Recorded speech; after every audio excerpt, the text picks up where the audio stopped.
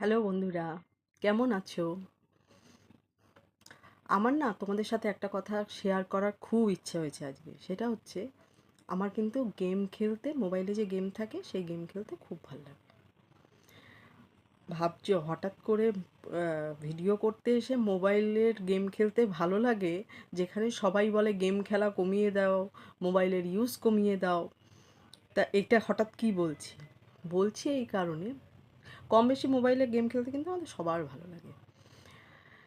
এর থেকেও যদি একটা ইন্টারেস্টিং গেমের কথা বলি, সেই গেমটার নাম হচ্ছে আমাদের মাইন্ডের ভিতরে, নিজেদের মাইন্ডে আরেকটা গেম চলে।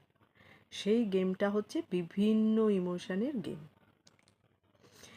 ইমোশনের গেম, আচ্ছা, ইমোশন তো অনেকগুলো আছে। তার মধ্যে আগে যেটা আমাদের সবার খুব হয়, রাগ।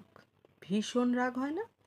এক এক সময় এক একজনের ব্যবহারে, কথাবার্তায় এত রাগ হয়ে যায় যে সেটা দীর্ঘ দীর্ঘ দিন ধরে আমরা মনের মধ্যে রিপিট করতে থাকি। কাজ করি, কর্ম করি, বেরোচ্ছি, কারোর সাথে গল্প করছি, কিন্তু মনের ভিতরে কিন্তু ওই একটা কিছু যেন সূচের মতন ফুটে আছে, আর কনস্ট্যান্টলি ওটা মনের মধ্যে রিপিট হচ্ছে। তাহলে ভাবো এই রিপিটেশনটা কতবার হলো, রাগের ইমোশনটা কতবার চার্জ হলো।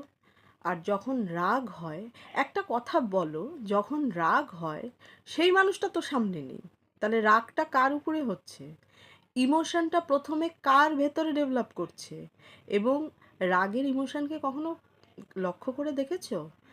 যেই লোকটা সামনে নেই, যেই লোকটা তোমাকে একটা হয়তো এমন কিছু বলেছে যেটা একদম ঠিক না, সত্যি না, বা মনের মতন হয়নি, অথচ বা সে তোমাকে অসম্মানই করেছে, এখানে দুটো রাস্তা। একটা হচ্ছে যে লোকটা তোমাকে অসম্মান করলো, আগে এটা দেখা যে সেই লোকটা হঠাৎ করে তোমাকে অসম্মান করছে কেন। কিন্তু রাগের সময় কিন্তু আমরা এত কিছু ভাবতে পারি না। তখন আমাদের মনে হয় আমাকে বলেছে, আমি হয় বলবো, নালে এর থেকে বেশি বলবো, নয়তো এটা করে দেখিয়ে দেবো, ওটা করে দেখিয়ে দেবো, এরকমই মনে হয়। তো সেই জন্য এটার একটা, এটাকে ড্রেন করার খুব ভালো একটা প্রসেস আছে। ঘরের ভেতরে সবার নিশ্চয়ই একটা করে পিলো আছে, বালিশ আছে। তো সেই বালিশটাকে বসাও, বসিয়ে ভাবো সেই লোকটা সামনে রয়েছে। এবার মনে যা হচ্ছে একদম বলে দাও। সেটা যদি খুব বাজেভাবে বলতে হয় বলো, যা ইচ্ছে বলতে হয় বলো। দেখবে ওইভাবে বলার পরে না জিনিসটা ড্রেন হয়ে যাবে। তখন বারবার ওই ইমোশনটা তোমার ভেতরে উঠবেও না, ওটা চার্জও হবে না। আর ওটা চার্জ হলে তোমার বডিতে যে যে চেঞ্জেসগুলো হচ্ছে সেগুলো একটাও ভালো চেঞ্জ হচ্ছে না, সেই চেঞ্জগুলোও হবে না। এই কারণে বললাম, দেখো আমরা জীবনে চলতে ফিরতে প্রতিদিন অনেক রকম মানুষের সাথে তো ওঠা বসা করি। আমার জীবনেও এরকম অনেক লোক আছে যাদের অনেকের কথাবার্তা বলার ধরন ধারণই ভালো না, খুব নেগেটিভ, বা একটা ভালো কথাও এত বাজেভাবে থ্রো করছে বা বলছে, ভালো লাগছে না, কথা শুনতেই ইচ্ছে করছে না। আবার অনেকে আছে খুব অন্যায় কথাবার্তা বলে। ধরো খুব ভালো হয়তো পেয়েছে, কিন্তু তারপরেও দেখা যাচ্ছে না সেটা স্বীকার করছে, উল্টো আরও এটা কিন্তু আমাদের কম বেশি দেখো সবার সাথে হয়েছে। আমি এটার থেকে এইভাবে বেরিয়েছি এইভাবে। প্রথমে আমি যখন রাগ হয়েছে তখন ভেবেছি, প্রথমে চেষ্টা করেছি কথা না বলার, কথা বলবো না, কথা বলিনি, বন্ধ করেছি।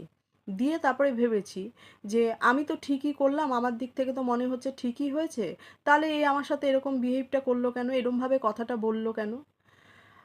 ধীরে ধীরে একটা কথা আমার মনে হয়েছে, তাহলে নিশ্চয়ই আমার দিকে যদি কোনো ফল্ট না হয়ে থাকে, থেকে থাকে, তাহলে নিশ্চয়ই এমন কিছু হয়েছে যেটা তার মন মতন হয়নি, বা সে তখন এমন একটা স্টেট অফ মাইন্ডে ছিল, কি হয়েছে তার সাথে আমি তো জানি না, সে হয়তো ওভাবে একটা রিয়্যাক্ট করে গেছে।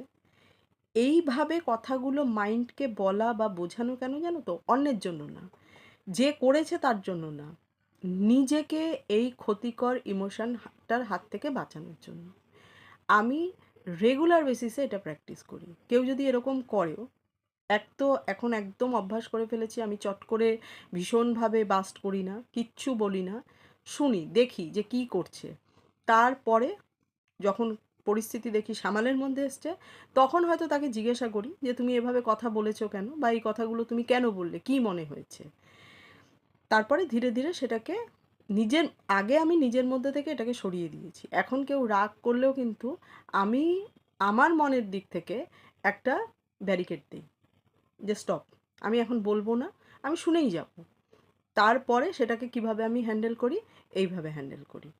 আজকে আমার রাগের ইমোশনটা আমি কি করে হ্যান্ডেল করি তোমাদের বললাম। তোমরাও নিজেদের উপর এটা অ্যাপ্লাই করে দেখতে পারো। ইমোশনটা যদি বারবার না হয়, এভাবে বাইরে চার্জ হয়ে এদিক ওদিক না হয়, তাহলে দেখবে তোমাদের মনটা কিন্তু খুব শান্ত থাকবে, ভালো থাকবে, আর খুশি থাকবে। ধীরে ধীরে হবে, একবারে হয় না। আমিও পারিনি, কিন্তু এখন রেগুলার এরকম প্র্যাকটিস করতে করতে করতে করতে এখন অভ্যস্ত হয়ে গেছি, এখন পারি। এখন নিজে অনেক বেশি খুশি থাকি, কারুর কথাবার্তায় খুব একটা এফেক্টেড হই না, যদি না সেরকম পর্যায়ে কিছু যায়। মানে প্রত্যেক ব্যাপারে এফেক্টেড হব না, এটা ঠিকই করে নিয়েছি। এখন নিজে যখন ঠিক করেছি, সেই অনুযায়ী নিজে ফল পাচ্ছি। আমি ভালো আছি, শেয়ার করে গেলাম। যদি তোমরা করে দেখো, আর যদি আমার ভিডিওটা ভালো লাগে, প্লিজ একটা শেয়ার করো। কোনো কারুর যদি এটা শুনে কোনো উপকার হয়, আমারও ভালো লাগবে। Thank you.